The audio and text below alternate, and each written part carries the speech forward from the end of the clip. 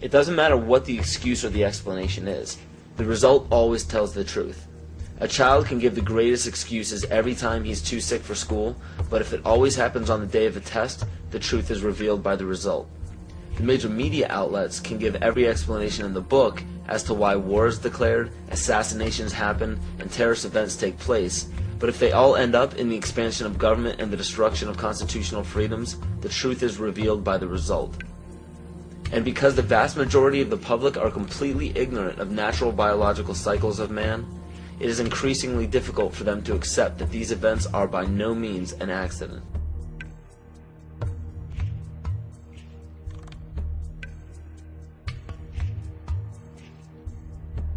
In my rolling on the floor and trying to protect myself from the heat and being in the pitch black, not able to see, that the voices of those behind me screaming kind of got through to me.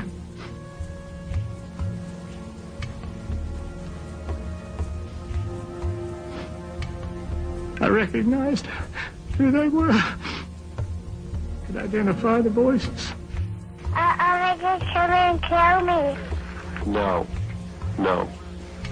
Nobody's coming.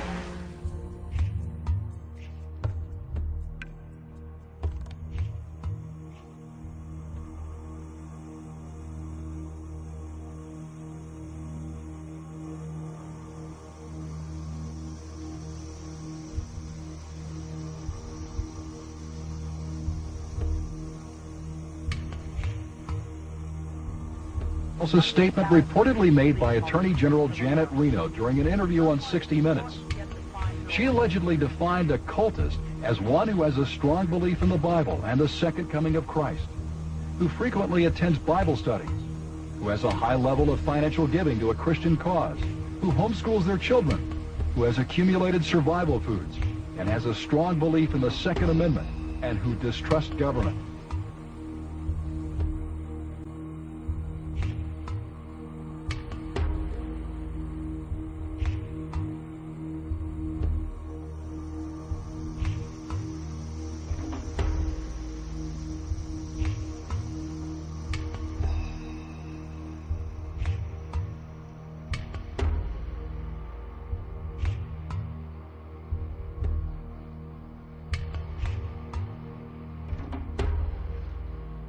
Through federal authorities that a second bomb has been found inside that federal building in Oklahoma City. It was an explosion at 9 o'clock this morning that did that damage you're looking at right there. I just took a look down the street at the Murrah building again. I see another bomb truck going, so apparently they're going to try to get out that third bomb that's been talked about. At the present time, the medical teams downtown are unable to get into the wreckage to retrieve more of the injured because of the presence of other bombs in the area. I've been told by the police department that just as soon as those bombs are defused, they will permit the medical teams to enter. Now, we're also hearing from some witnesses on the scene that they've overheard from firefighters that were first on the scene that there was a possibility that there was a secondary explosive device besides the car bomb device outside the building, and that device may have been placed near the nursery. Also, we're getting word now that President Clinton is sending anti-terrorism units down here to look over the situation and find out exactly what went on and what other danger may be out there in Oklahoma City. That's something we need to think about, unfortunately, this time, because, as we've told you, 2 other explosive devices were found that were not detonated, and they were larger than the first.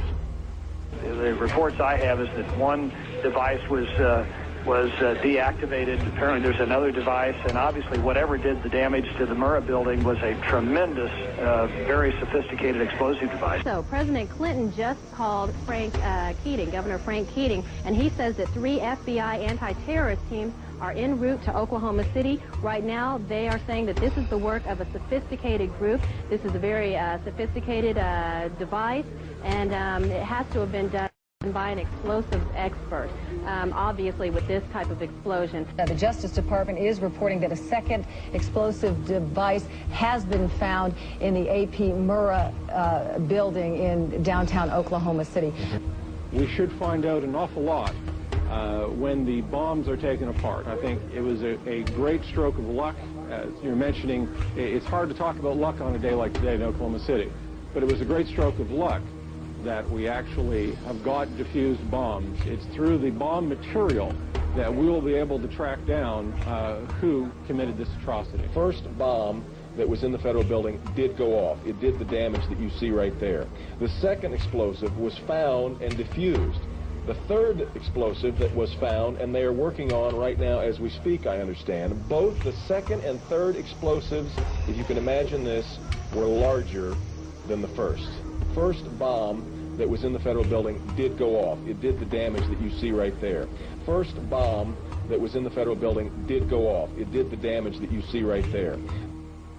Still another problem, according to these groups, is the executive branch making a grab for much more police power, some of it highly questionable in the aftermath of the Oklahoma City bombing. It shouldn't be the case that Americans have to worry that their phone could be tapped. It shouldn't be the case that Americans have to worry that their credit records could be made accessible by the FBI without them being involved in any criminal activity. The first draft of the House anti-terrorism bill was so loose it could let authorities define as an act of terrorism, prosecutable by the federal government, everything from threatening your spouse with a gun to blocking an abortion clinic. While the anti-terrorism bills ask for sweeping new powers, the ACLU and others also worry about numerous executive orders that the public knows little about. These orders could give the president, federal agencies, and the military near dictatorial powers.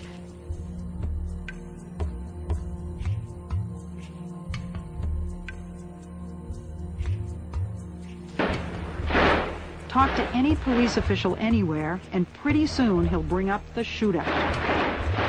February 1997. Two bank robbers in full body armor and firing AK-47s did battle with police on the streets of North Hollywood, California. It was every officer's worst nightmare come true. Cops outgunned by the bad guys. The one weapon that we've identified can go through a bulletproof vest at 200 yards. After the LA shootout, requests for surplus machine guns increased dramatically. The Los Angeles Police Department alone got 600 M16s from surplus. Nationwide, the number given away more than doubled this year.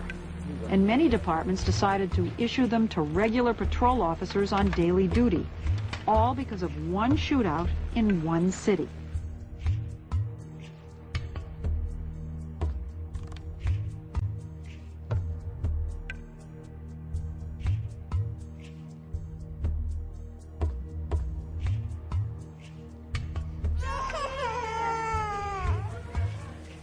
Till now, the diagnosis is not settled for this child. We complain from prolonged fever and with wasting.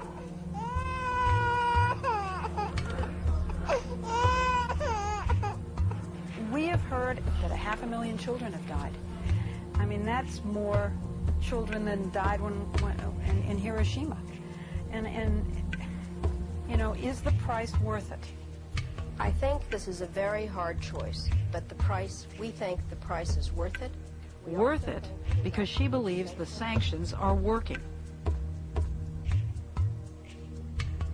In November 1997, former U.S. Attorney General Ramsey Clark headed a delegation of the International Action Center on his 7th trip to Iraq to investigate the continued effects of the United Nations sanctions on the population. We were shocked by what we saw. An almost total absence of medicines, medical supplies, and spare parts for the equipment. Despite the heroic efforts of medical personnel, babies, children, and the chronically ill continue to die in vast numbers.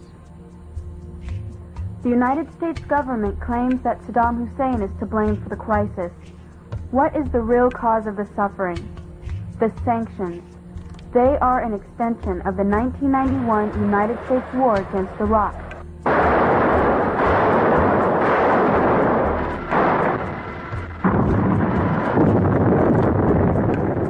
The goal was to cripple Iraq's infrastructure and make civilian life unsustainable. We demonstrated the capacity of technology to cripple a country without ever setting foot on it in the Persian Gulf. It's important to recognize that because it goes hand in hand with the sanctions. When we merely say that we flew 110,000 aerial sorties in 42 days, one every 30 seconds on the average, 24 hours a day, we ignore what we really did. As officials said, the death toll was now 288, with many more to come. The trucks kept filling up and driving away, past waiting relatives who knew they might never be able to identify the bodies of their loved ones. The community of Almeria filled one of the first of many funerals with gunfire in sign of grief and fury, and with angry words aimed through foreign journalists. "My mother, she's gone," shouted this young man.